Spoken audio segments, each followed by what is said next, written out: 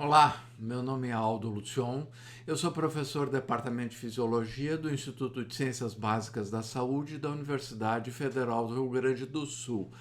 Nesta quarta aula sobre audição, eu gostaria de analisar funções cognitivas da audição.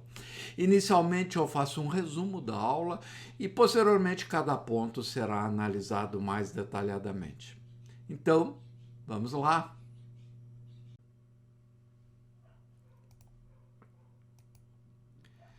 Pergunta dessa nossa aula sobre audição: que funções desempenham estruturas do encéfalo na sensação auditiva? Explico um pouco melhor.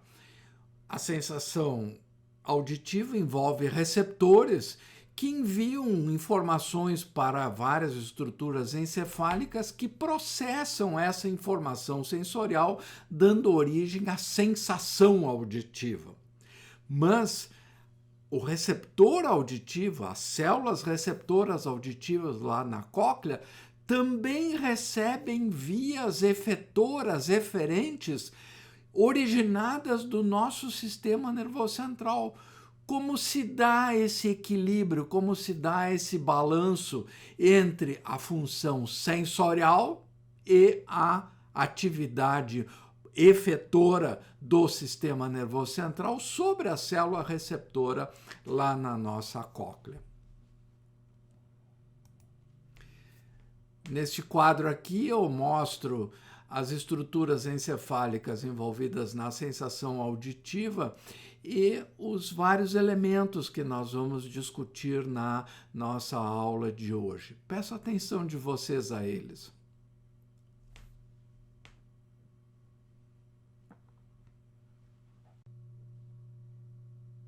Projeções centrais das vias aferentes auditivas. Neste primeiro ponto da aula, eu quero analisar o trânsito, o tráfego das informações auditivas no sistema nervoso central. Recapitulando essa figura que nós já vimos várias vezes, aqui nós temos as células ciliadas receptoras lá na cóclea. E o que eu quero destacar aqui é que estas células ciliadas são inervadas por fibras nervosas aferentes sensoriais, portanto que conduzem a informação gerada por essas células ciliadas lá para o nosso sistema nervoso central, e é esse o motivo principal desta aula. Mas essas células ciliadas também são inervadas por vias efetoras, vias motoras, vias eferentes, que será objeto de análise posteriormente ainda nesta aula. Vias aferentes. As vias aferentes são células nervosas que fazem sinapse com as células ciliadas lá na cóclea. O corpo celular desses neurônios está aqui nesse gânglio espiral que se projeta para neurônios aqui no núcleo coclear. E do núcleo coclear nós temos projeções para o núcleo olivar superior, ambas estruturas, tanto o núcleo coclear como a oliva superior, se situam ali no nosso tronco encefálico. Daqui nós temos projeções bilaterais para o colículo inferior, que também fica ali no tronco, e posteriormente para o núcleo geniculado medial, que se situa ali no tálamo, e do núcleo geniculado medial para o nosso córtex cerebral. Então, aqui em cima está descrito os vários pontos, né, das projeções aferentes sensoriais auditivas. O que eu quero destacar aqui é que essas projeções aferentes sensoriais auditivas, elas são bilaterais, ou seja, elas se projetam para ambos hemisférios. As informações geradas na cóclea de um lado do corpo se projetam para ambos os hemisférios. Qual é a repercussão, conclusão prática, funcional dessa estruturação anatômica? Que a surdez de uma determinada pessoa, se ela for se essa surdez for bilateral, ou seja, a pessoa não escuta bem nos dois ouvidos, é possível que a origem dessa surdez seja central. Se a surdez for só de um determinado ouvido, é muito provável que seja uma surdez de origem periférica, ou seja, no receptor sensorial. Essas vias aferentes, depois do tálamo, aqui ó, do núcleo geniculado medial ali do tálamo, elas se projetam para o córtex cerebral e duas estruturas corticais devem ser destacadas. Primeiro, o lobo temporal, que está aqui embaixo, o lobo temporal, e também o lobo parietal, ou seja, desta região central que recebe as projeções aqui do núcleo geniculado medial, projetam-se neurônios para o córtex parietal e para o córtex temporal. O córtex parietal, especialmente o parietal posterior, ele está relacionado com a localização do som, ou seja, qual é a localização no espaço daquele som que a pessoa está naquele momento escutando, se está à frente, se está atrás da pessoa. Então, essa região do córtex parietal é preponderantemente envolvida com a localização espacial do som, enquanto que o córtex temporal está relacionado com o processamento das informações do som, das características do som, da sua intensidade, da sua tonalidade, da frequência sonora. Isso é propriedade do córtex temporal. Ambas informações, tanto as que são processadas aqui no córtex temporal quanto aquelas que são processadas no córtex parietal, são integradas, ou seja, há projeções que são enviadas para o córtex pré-frontal, para o córtex frontal. Este córtex frontal está relacionado com a integração, portanto, destas informações sonoras, ou seja, das características e também da localização do som. Deve-se dizer que a localização do som também é promovida pela posição anatômica dos receptores, ou seja, se o som for mais alto, for mais intenso de um lado do corpo, ele é percebido mais intensamente, primeiramente pelo aparelho auditivo daquele lado do corpo. Portanto, já é uma sinalização da localização espacial do som. Mas o córtex parietal participa deste processamento das informações espaciais do som. Ajuste recíproco da sensação auditiva. Aqui eu quero analisar a importância daquelas vias efetoras, eferentes, que atuam sobre as células ciliadas lá na nossa cóclea. Então, aqui está a cóclea, com as células ciliadas ali dentro.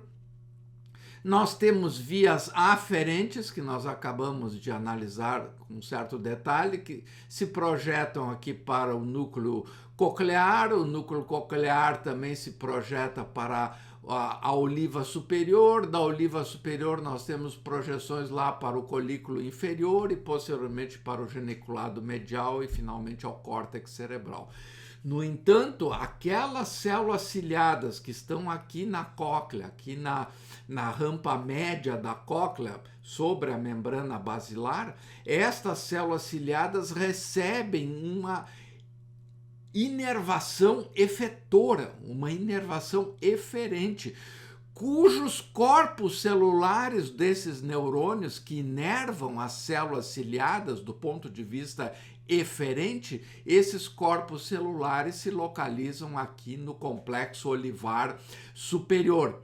Como mostra aqui nessa figura, essa via azul, aqui o corpo celular está aqui na oliva superior, envia projeções para que chegam até aqui a cóclea, para as células ciliadas, inervando as células ciliadas. É importante ressaltar que a oliva, o complexo olivar superior, funciona como um centro integrador das informações aferentes e eferentes lá da nossa cóclea. Como vocês podem ver aqui, as células eferentes, as células, os neurônios que inervam do ponto de vista eferente, as células ciliadas lá na cóclea, elas recebem uma projeção da via nervosa aferente, sensorial, que teve origem também lá na cóclea. Como se pode ver aqui, eu posso destacar. Então, aqui na oliva superior, nós temos uma sinapse entre a via aferente, que tem origem lá na cóclea, e o corpo celular do neurônio destaco. Quer dizer, isso aqui que nós estamos vendo é a anatomia, ou seja, a estrutura de como se distribuem esses neurônios. A questão é qual é a repercussão funcional disto.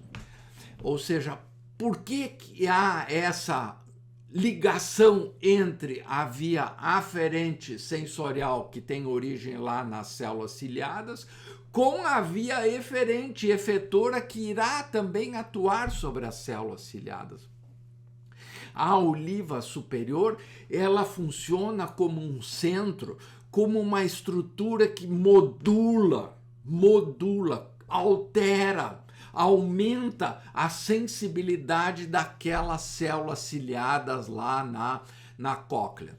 Então, como nós vimos numa outra das nossas aulas aqui, essas vias efetoras que inervam as células ciliadas, elas podem modular, contrair proteínas dentro das células ciliadas lá na cóclea, tornando-as mais sensíveis aos sons. Portanto, esta integração do ajuste da sensibilidade das células ciliadas lá na cóclea aos estímulos auditivos, aos estímulos sonoros, esse ajuste é feito por estas células aqui do núcleo olivar superior, ele que ajusta assim o volume, regula a capacidade de transdução do estímulo sensorial aqui das células ciliadas na cóclea. Essa é realmente uma função muito importante integradora do núcleo olivar superior. E isto ele faz enviando essas projeções aqui para as células ciliadas da cóclea, ajustando a sensibilidade destas células ciliadas aos estímulos. Portanto, numa relação recíproca, numa relação recíproca entre as vias aferentes sensoriais e as vias efetoras, que podem ajustar a sensibilidade destas células ciliadas. Aqui eu trago o tinnitus. Tinnitus é uma disfunção auditiva muito importante e destaco que a audição é uma função essencial nas nossas relações sociais, ou seja, um déficit auditivo compromete nossos comportamentos sociais. O tinnitus é uma sensação auditiva, ou seja, a pessoa tem a sensação de um zumbido, em geral um zumbido. Ela tem uma sensação auditiva na ausência da estimulação sonora. Por isso o tinnitus muitas vezes é chamado dos sons fantasmas, ou seja, a pessoa escuta um som que não tem uma origem física no meio ambiente, não há o estímulo real para aquele som. Ele é criado pelo nosso próprio sistema sensorial auditivo. As causas do tinnitus são variáveis. A mais comum e mais prevalente é a hiperestimulação das células auditivas lá na nossa cóclea. Dizendo em outras palavras, Sons de alta intensidade e especialmente com uma duração longa são estímulos capazes de lesar as células ciliadas na cóclea. São capazes de destruir, de matar aquelas células. Faço um breve parênteses de um tema que nós já abordamos. Aquelas células ciliadas lá na cóclea, elas, à semelhança dos neurônios no sistema nervoso central, elas não se regeneram. Portanto, se elas morrem, não há recuperação. Sons de alta intensidade tendem a comprometer o funcionamento das células ciliadas, hiperestimular a célula ciliada, e isso tende a matar esta célula ciliada. Estímulos de alta intensidade, como talvez tenha sido a experiência de muitos de nós, podem, por algum tempo, gerar a gente entra num ambiente com uma intensidade sonora muito grande e depois sai dali, a gente continua sentindo esse zumbido, esse som assim no nosso ouvido. Isso, se a duração da estimulação for curta, essa disfunção também será temporária, ou seja, depois de um breve intervalo de tempo, aquelas células ciliadas ali da cóclea se recuperam, né, e retomam a sua funcionalidade. No entanto, se o estímulo for intenso por muito tempo, elas entram num processo de que não há recuperação, elas acabam morrendo. O que parece haver no tinnitus é um desequilíbrio daquele ajuste recíproco entre as células efetoras, eferentes, que têm origem lá na oliva superior, com as vias aferentes sensoriais que têm origem ali nas células ciliadas da cóclea. Dizendo de outra forma,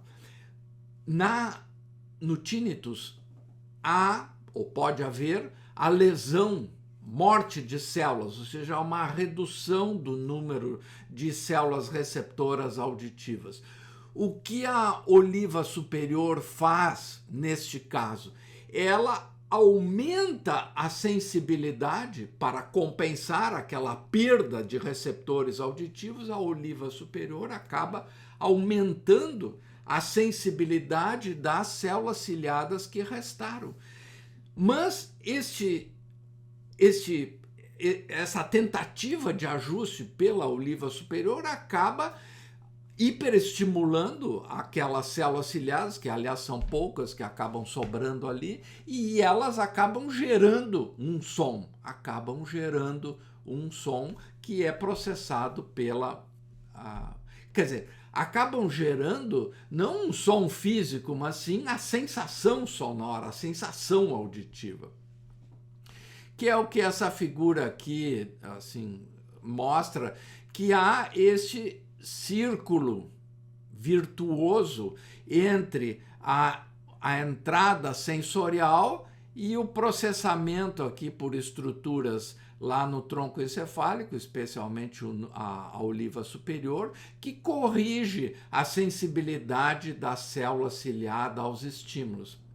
A redução do número de células ciliadas lá na nossa cóclea, nós teremos uma desorganização desse ajuste recíproco que normalmente há e, portanto, a geração de uma sensação auditiva, ou seja, a geração de potenciais de ação naquelas vias aferentes sensoriais que se projetam para o córtex cerebral, e o córtex cerebral interpreta aquela informação como uma sensação auditiva. Era isto que eu gostaria de conversar com vocês hoje. Muito obrigado pela atenção.